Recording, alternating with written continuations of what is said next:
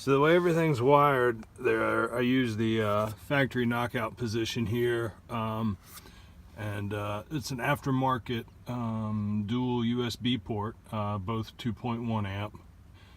That was, I don't know, maybe 12 bucks off of Amazon, and it's wired within one of these ATA circuits. I don't remember. I've got one for my fog lights and one for it, and I don't remember which one's which, but powers the I've got it wired always on, so whether the vehicle's running or whatever, you can leave your phone in here to charge. I've got just a 12-inch cable coming from there, and it keeps it tucked up tight to the phone. And this is one, I think this is the 3rd gen IOTI mount. It's not the one in the picture I posted, but it's from the same company. It's a little different design, a little actually a little beefier.